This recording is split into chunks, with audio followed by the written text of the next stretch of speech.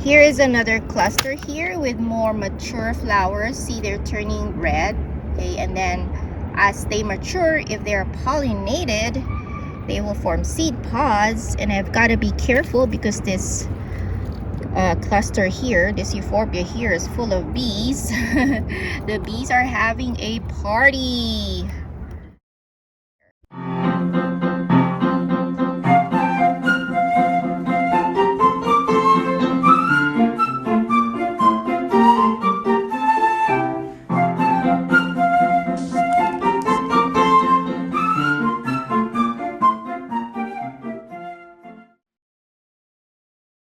Hello everyone, my name is Anna and welcome to Cactus Caffeine.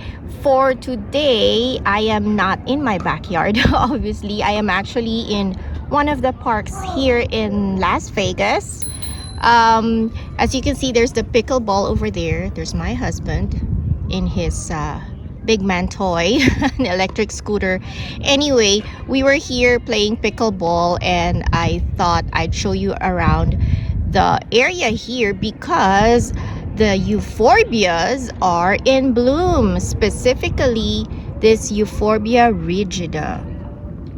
Wow, it's beautiful. It's a time of the year that these euphorbias are blooming, like end of winter, early spring. That is their blooming season here in Las Vegas.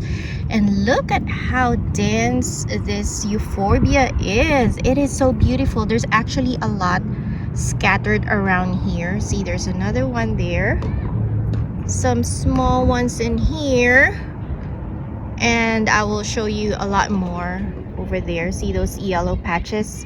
Those are all Euphorbia rigida. Okay, so let's go back to this euphorbia here. So this is, yes, believe it or not, this is a euphorbia. This is one of the leafy euphorbias. So it has like a bluish green leaves on it, and the stem is very thick actually. And ooh, I gotta be careful, this thing is full of bees. Anyway, so these are the leaves. It is like I said, the stem feels very thick, full of water, and then the flowers are yellow green. Actually, this big ones right here, these are not the flowers, these are the bracts. The flowers are the little ones in the middle. So these are the flowers, not this one. This is just the bracts. The flowers are the ones in the middle. Okay, and then as you can see, bees are happily pollinating this euphorbia. So once a flower matures, it turns into orange and red color, like what you see in there. And if they are pollinated, eventually they will form seed pods. Like all euphorbia, this is also toxic. It has milky white sap. If you break the stems or the leaves, maybe I can break one and show you guys, but be careful, don't let it get in your hands because this is very toxic. Okay, there you go. See that white sap? Okay, so that is very toxic. So all euphorbias have those milky white sap, and you've got to be careful. If it gets into your hand, make sure don't rub your eyes because it can, depending on the toxicity of the euphorbia, it can irritate your eyes or it can cause temporary blindness. It can also irritate your skin if you are sensitive to it. So just be careful when handling euphorbias. Make sure you wear gloves. So these are the other Euphorbia rigida that is scattered everywhere here in the park.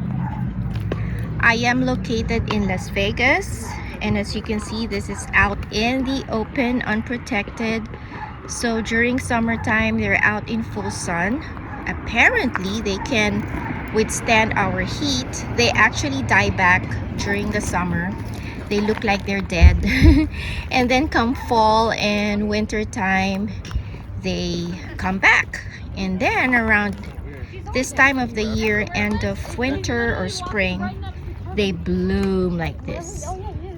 To propagate this euphorbia, you can either plant it by seed, or you can do cuttings, or if you want to control the growth, you can just simply cut those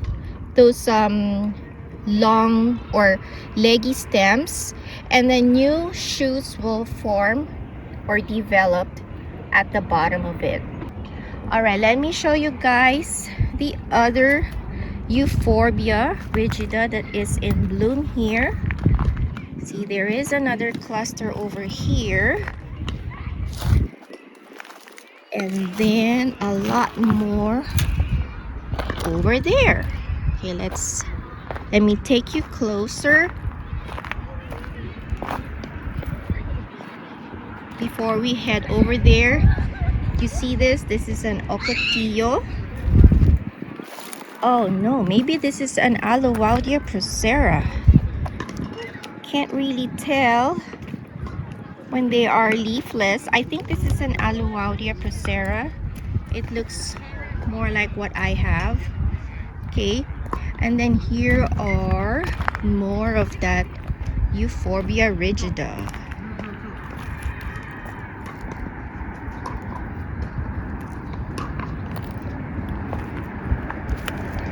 Beautiful. I used to actually have this plant in my garden. That was before I really got into Euphorbia, and I did not know that this was a Euphorbia. I thought it was one of the, you know, desert plants, the typical, you know, bushy desert plants. So I planted this in my backyard, and then I had it on sprinkler, not knowing that it's a Euphorbia. So obviously it got overwatered and it died. But now that I can see that it does thrive in full sun, I think I will get another one and find a space for this plant in my backyard. And while we are here, I actually saw one cactus clump. I am not sure if it has been here, you know, for a while, or if it was planted by the park developers, but I have a feeling that it's been here. They just did not remove it, judging from the look of how old this cactus is. Do you see it now? Yep, right there.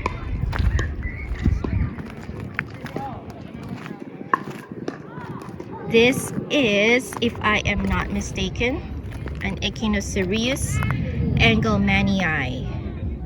Ooh, look at that clump, and look at that soil that is growing in. This is hard clay. Okay, it is clay, so you can see, and yet this is thriving. This is actually one of the native plants here in Nevada. That's why it makes me think this has probably been here, and when they developed this park, they did not remove it. It is not in flower yet, too early for it to flower, but I hope I can come back here maybe in a month's time. This might be flowering. Alright, so that is my short video about this Euphorbia rigida, and like I said, I will try to look for this Euphorbia again and see if I can find a space for it in my yard, because it looks pretty, especially when it is in flower, and it is very hardy.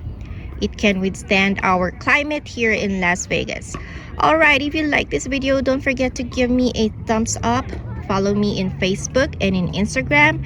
And until next time, no coffee for today, but bye guys, and cheers.